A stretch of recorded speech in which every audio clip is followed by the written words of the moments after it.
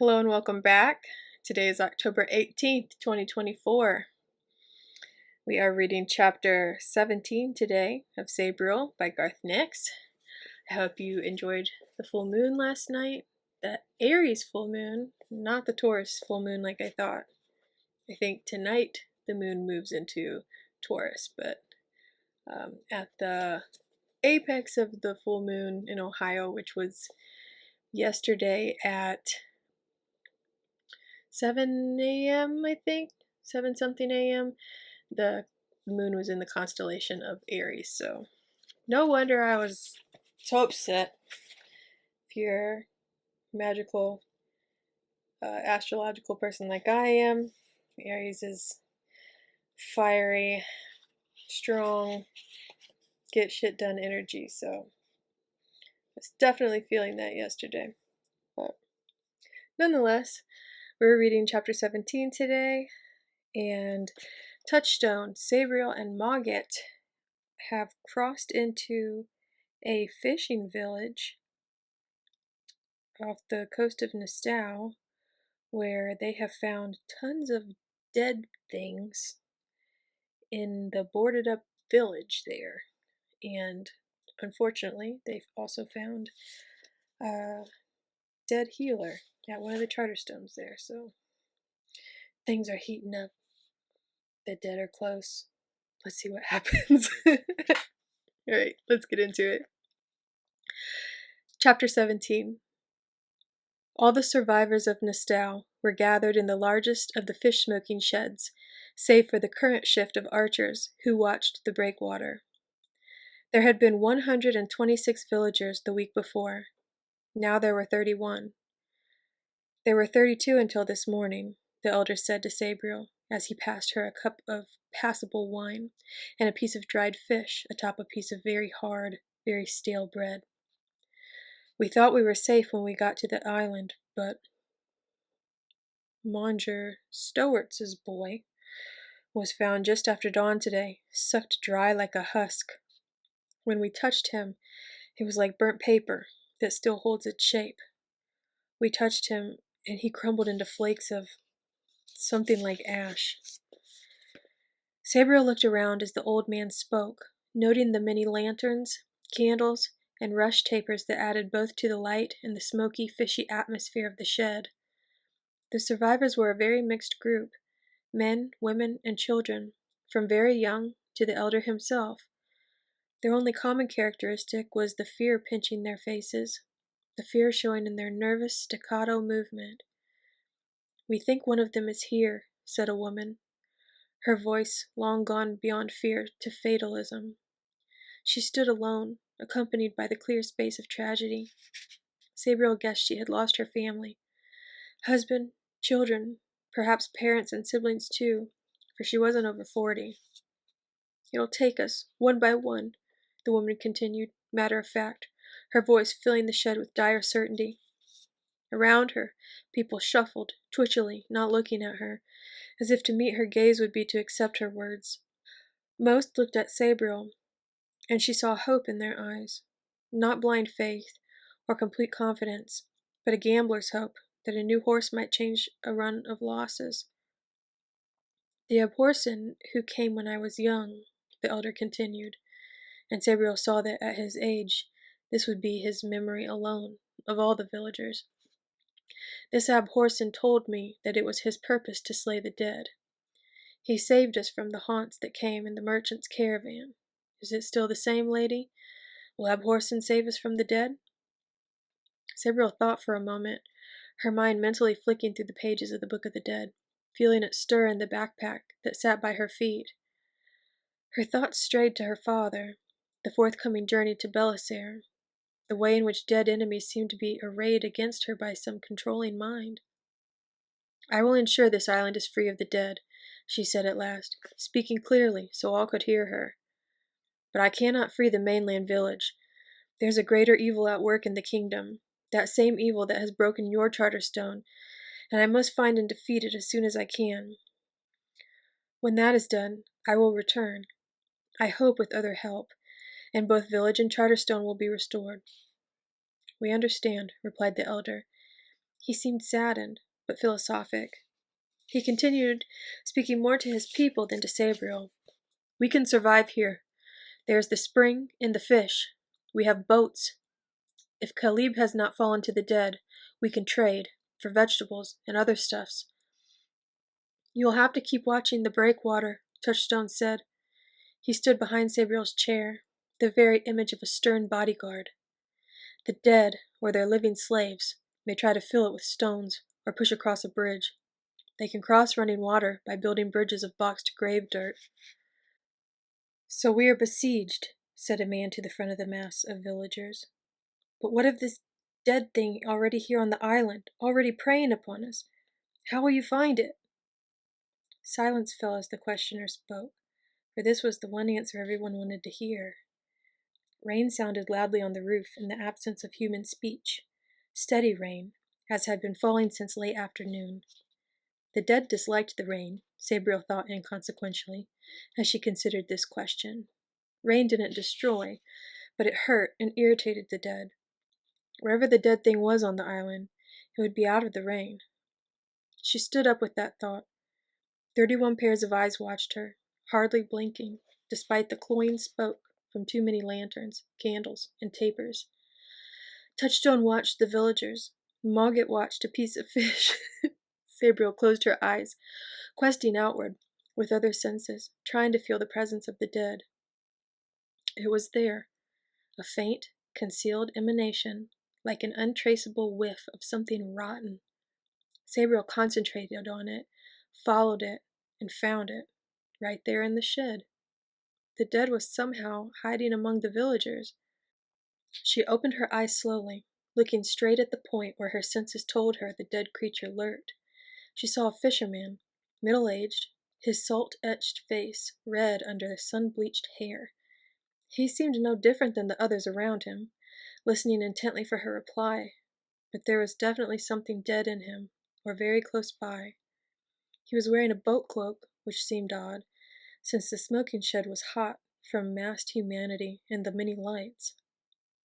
Tell me, Sabriel said, did anyone bring a large box with them out to the island? Something, say, an arm-span square side, or larger? It would be heavy, with grave dirt. Murmurs and inquiries met this question, neighbors turning to each other with little flowerings of fear and suspicion.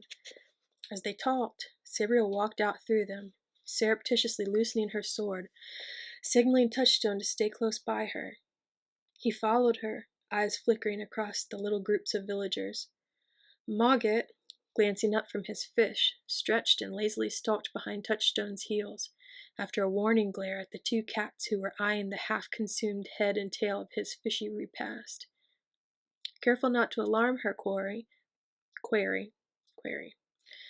Sabriel took a zigzag path through the shed, listening to the villagers with studied attention, though the blond fisherman never left the corner of her eye.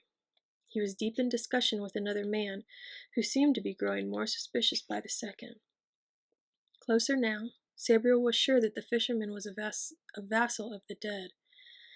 Technically he was still alive, but a dead spirit had suppressed his will, riding on his flesh like some shadowy string puller, using his body as a puppet. Something highly unpleasant would be half submerged in his back under the boat cloak. Mordeaux, they were called, Sabriel remembered. A whole page was devoted to these parasitical spirits in the Book of the Dead.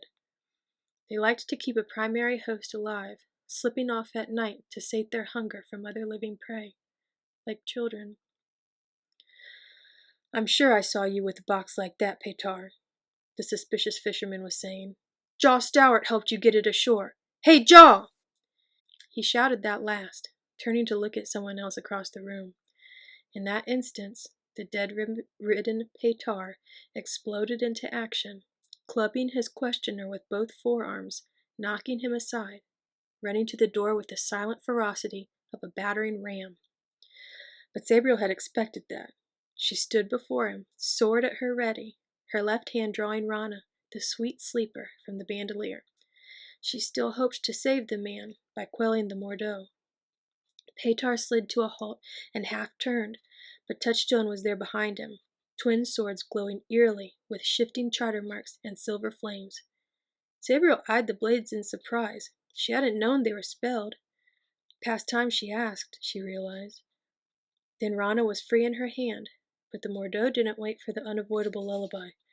Petar suddenly screamed and stood rigid, the redness draining from his face to be replaced by gray. Then his flesh crumpled and fell apart, even his bones flaking away to soggy ash as the Mordeaux sucked all the life out of him in one voracious instant. Newly fed and strengthened, the dead slid out from the falling cloak, a pool of squelching darkness. It took shape as it moved, becoming a large, disgustingly elongated sort of rat. Quicker than any natural rat, it scuttled towards a hole in the wall, and escaped. Sabriel lunged, her blade striking chips from the floor planks, missing the shadowy form by a scant instant. Touchstone didn't miss. His right-hand sword sheared through the creature just behind the head, the left-wielded blade impaling its sinuous midsection. Pinned to the floor, the creature writhed and arched, its shadow stuff working away from the blades. It was remaking its body, escaping the trap. Quickly Sabriel stood over it, Rana sounding in her hand, sweet, lazy tone echoing out into the shed. Before the echoes died, the Mordeaux ceased to writhe.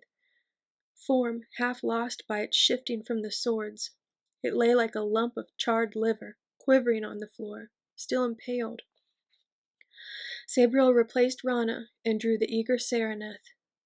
Its forceful voice snapped out, sound weaving a net of domination over the foul creature. The Mordeaux made no effort to resist, even to make a mouth to whine its cause. Sabriel felt it succumb to her will via the medium of Sereneth. She put the bell back, but hesitated as her hand fell on Kibith. Sleeper and Master had spoken well, but Walker sometimes has its own ideas, and it was stirring suspiciously under her hand. Best to wait a moment to calm herself, Sabriel thought, taking her hand away from the bandolier. She sheathed her sword and looked around the shed. To her surprise, everyone except Touchstone and Mogget was asleep. They'd only caught the echoes of Rana, which shouldn't have been enough. Of course, Rana could be tricksome too, but its trickery was far less troublesome. "This is a Mordeaux," she said to Touchstone, who was stifling a half-born yawn. "A weak spirit, catalogued as one of the lesser dead. They like to ride with the living, cohabiting the body to some extent, directing it, and slowly sipping the spirit away. It makes them hard to find." "What do we do with it now?" asked Touchstone, eyeing the quivering lump of shadow with distaste. It clearly couldn't be cut up, consumed by fire, or anything else he could think of. "I will banish it, send it back to die a true death," replied Sabriel. Slowly she drew Kibith, using both hands. She still felt uneasy, for the bell was twisting in her grasp, trying to sound of its own accord, a sound that would make her walk in death. She gripped it harder, and rang the orthodox backwards, forwards, and figure 8 her father had taught her. Kibith's voice rang out, singing a merry tune, a capering jig that almost had Sabriel's feet jumping too, till she forced herself to be absolutely still. The Mordeaux had no such free will.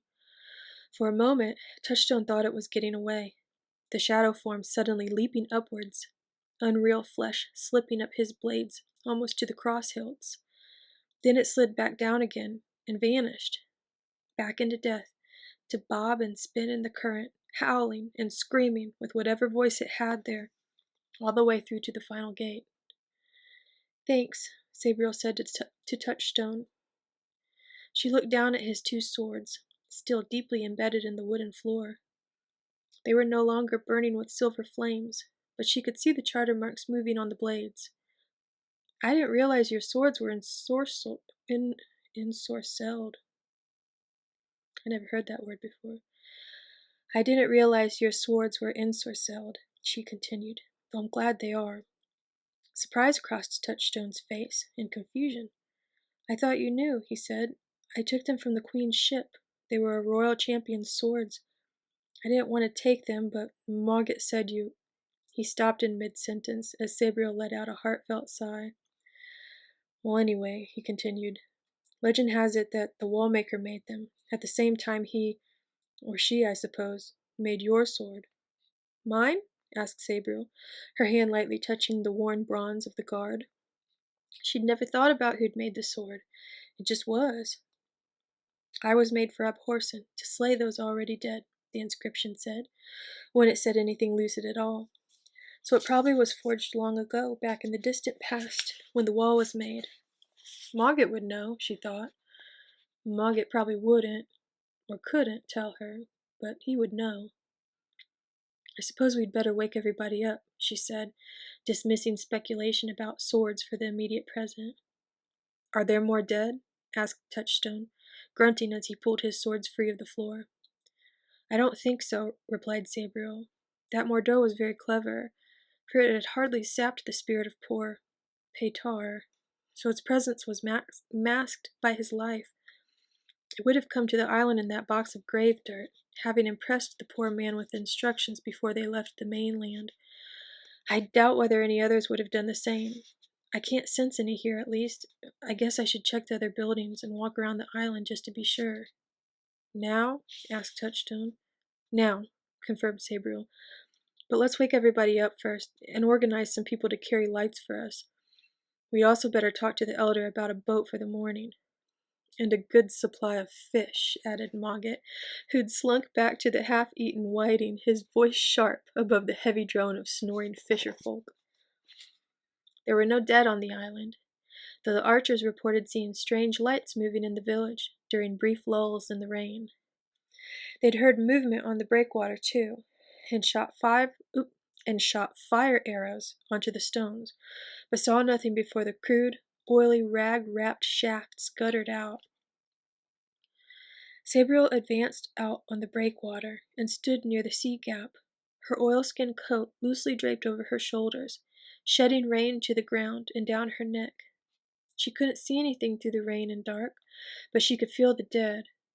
There were more than she had sensed earlier, or they had grown stronger, much stronger. Then, with a sickening feeling, she realized that this strength belonged to a single creature, only now emerging from death, using the broken stone as a portal. An instant later, she recognized its particular presence. The mordicant had found her. Touchstone? She asked, fighting to keep the shivers from her voice. Can you sail a boat by night? Yes, replied Touchstone, his voice impersonal again, face dark in the rainy night. The lantern light from the villagers behind him, lighting only his back and feet. He hesitated, as if he shouldn't be offering an opinion, then added, But it would be much more dangerous. I don't know this coast, and the night is very dark. Mogget can see in the dark, Sabriel said quietly, moving closer to Touchstone, so the villagers couldn't hear her. We have to leave immediately, she whispered, while pretending to adjust her oilskin. A mordicant has come, the same one that pursued me before.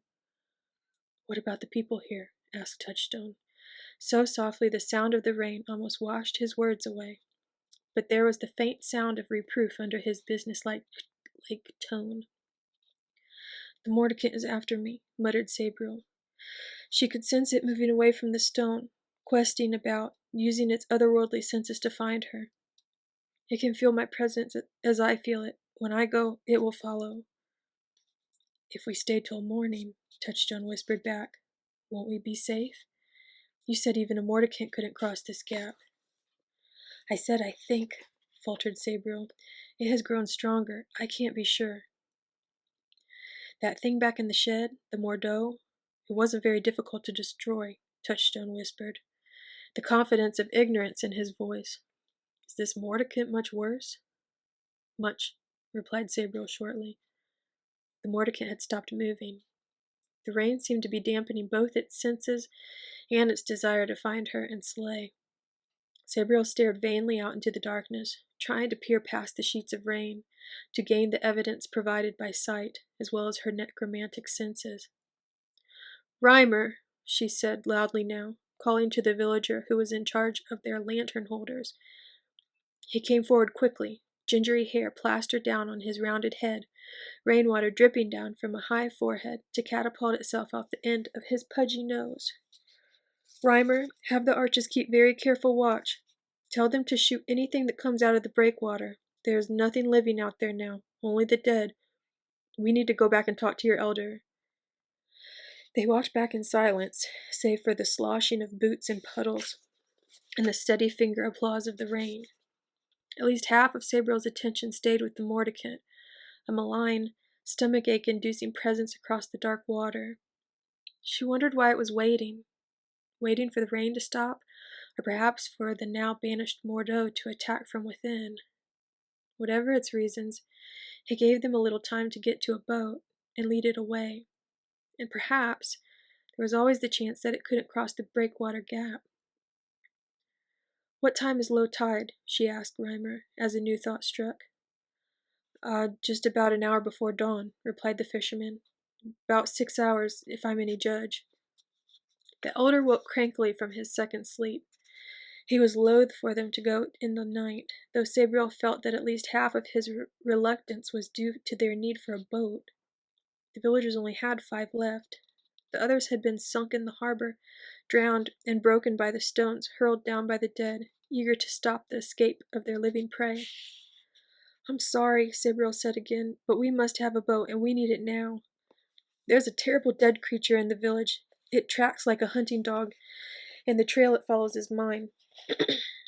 If I stay, it will try and come here, and at the ebb, it may be able to cross the gap in the breakwater. If I go, it will follow." "Very well," the elder agreed mullishly. "You've cleansed this island for us. A boat is a little thing.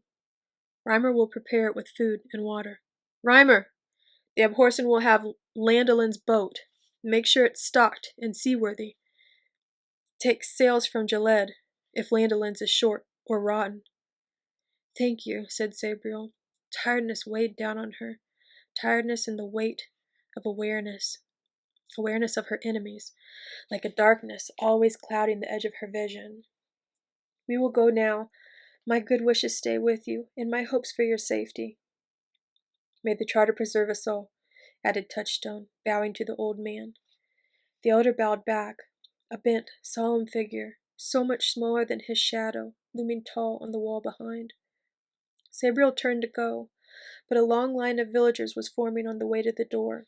All of them wanted to bow or curtsy before her, to mutter shy thank yous and farewells. Sabriel accepted them with embarrassment and guilt, remembering Petar. True, she had banished the dead, but another life had been lost in the doing. Her father would not have been so clumsy. The second to last person in the line was a little girl, her black hair tied in 2 plaits, one on either side of her head. Seeing her made Sabriel remember something Touchstone had said. She stopped and took the girl's hand in her own. "What's your name, little one?" she asked, smiling. A feeling of déjà vu swept over her as the small fingers met hers, the memory of a frightened first grader hesitantly reaching out to the older pupil who would be her guide for the first day at Wyverley College. Sabriel had experienced both sides in her time.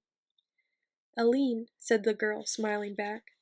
Her eyes were bright and lively, too young to be dimmed by the frightened despair that clouded the adult's gaze. A good choice, Sabriel thought.